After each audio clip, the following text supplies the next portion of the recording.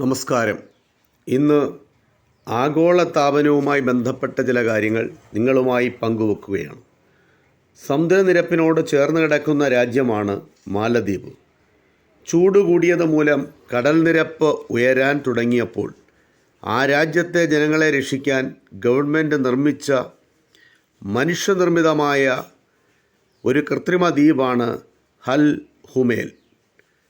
പവിഴപ്പുറ്റുകൾക്ക് മുകളിൽ വെള്ളമണൽ ഇട്ട് ഉയർത്തി നിർമ്മിച്ച ദ്വീപ് മാലദ്വീപിൻ്റെ തലസ്ഥാനമായ മാലയ്ക്കടുത്ത് ഉണ്ടാക്കിയതാണ് ഹൽ ഹുമേലിന് ലോകത്തോട് പറയാൻ ഒരു കഥയുണ്ട്. ജീവിക്കാൻ നെട്ടോട്ടമോടുന്ന ഒരു ജനതയുടെ കഥ. മനുഷ്യൻ്റെ വിവേചനമില്ലായ്മ മൂലമുണ്ടായ ആഗോളതാപനമെന്ന വിപത്താണ് മാലദ്വീപിനെ ദുരിതത്തിലാക്കിയിരിക്കുന്നത്.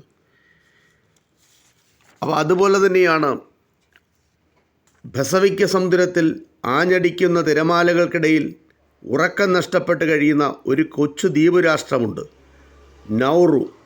വെറും 21 ചതുരശ്ര കിലോമീറ്ററാണ് ഈ ചെറിയ ദ്വീപിലുള്ളത്. ഇതൊരു ലോകത്തിലെ ഏറ്റവും ചെറിയ സ്വതന്ത്ര റിപ്പബ്ലിക് രാജ്യമാണ്. ആകെ 11,350 ആളുകൾ മാത്രമുള്ള രാജ്യം. പണ്ട് ഈ ദ്വീപ് സന്തോഷമുള്ള ഒരു നാടായിട്ടാണ് അറിയപ്പെട്ടിരുന്നത്. ഇപ്പോൾ ഇവിടുത്തെ ആളുകൾ ഭയപ്പാടോടെയാണ് കഴിയുന്നത്. ആഞ്ഞടിക്കുന്ന തിരമാലകൾ തങ്ങളുടെ നാടിനെ ഏതു നിമിഷവും മുക്കിക്കളയും എന്നവർ ദുസ്വപ്നം കാണുന്നു.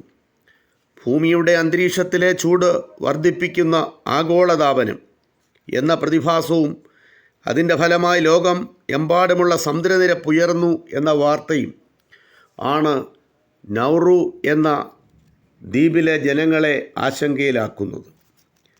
ഈ ആഗോളതാപനത്തിന് ഒരേ ഒരു മരുന്ന് മാത്രമേ ഉള്ളൂ. അത് മരമാണ്. മരങ്ങൾ വെച്ചുപിടിപ്പിക്കുക എന്നുള്ളതാണ്. സൂര്യനിൽ നിന്നാണ് ഭൂമിക്ക് ചൂടും വെളിച്ചവും കിട്ടുന്നത്. ആവശ്യത്തിലധികമുള്ള ചൂട് ഭൂമിയുടെ അന്തരീക്ഷത്തിൽ നിന്ന് ബഹിരാകാശത്തേക്ക് പോവുകയാണ് ചെയ്യുന്നത്. ഈ ചൂട് പുറത്തു പോകാതെ അന്തരീക്ഷത്തിൽ തങ്ങി നിന്നാൽ അന്തരീക്ഷ താപനില ക്രമാതീതമായി ഉയരും. ഇതിനെ ആഗോളതാപനമെന്ന് വിളിക്കുന്നു. മനുഷ്യരാശി ഭൂമിയോടും പ്രകൃതിയോടും കാണിച്ചു കൂട്ടുന്ന സകല ദുഷ്പ്രവർത്തികളുടെയും ആകത്തുകയാണ് ആഗോളതാപനം. ഈ പ്രപഞ്ചത്തിലെ മനുഷ്യനെന്ന ജീവി മാത്രമാണ് ആഗോളതാപനത്തിന് പ്രധാന കാരണക്കാരായിട്ടുള്ളത്. ഇതിന് കാരണം നമ്മൾ ഈ പ്രപഞ്ചത്തെ പല രീതിയിൽ നശിപ്പിക്കുന്നുണ്ട്. അന്തരീക്ഷത്തിലെ ചൂട് കൂടുന്നതുകൊണ്ടുണ്ടാകുന്ന പ്രധാന പ്രശ്നമാണ് കാലാവസ്ഥാ മാറ്റം. കോടാനുകോടി നക്ഷത്രങ്ങളും ഗ്രഹങ്ങളുമൊക്കെയുള്ള നമ്മുടെ പ്രപഞ്ചത്തിൽ ജീവൻ നിലനിൽക്കുന്ന ഏക ഗ്രഹം ഭൂമിയാണ്. ഭൂമിയിലെ ജലത്തിൻ്റെ സാന്നിധ്യവും സുഖകരമായ കാലാവസ്ഥയും വെള്ളവുമൊക്കെയാണ് അതിനു കാരണം. അദൃശ്യമായ ഒരു കമ്പിളിപ്പുതപ്പ് പോലെ ഭൂമിയെ പൊതിഞ്ഞു നിൽക്കുന്ന അന്തരീക്ഷമാണ് ഈ സുഖമുള്ള കാലാവസ്ഥ ഒരുക്കുന്നത്. സൂര്യനും സമുദ്രങ്ങളും മഴയും മഞ്ഞുമലകളും കാറ്റും മരുഭൂമിയും കരയും വനങ്ങളുമൊക്കെ കാലാവസ്ഥയുടെ സന്തുലനാവസ്ഥ നിലനിർത്താൻ കൃത്യമായ പങ്കുവഹിക്കുന്നുണ്ട്. ചൂട് കൂടുന്നതോടെ കാലാവസ്ഥയിലെ ഈ താളം മുഴുവൻ തെറ്റുന്നു.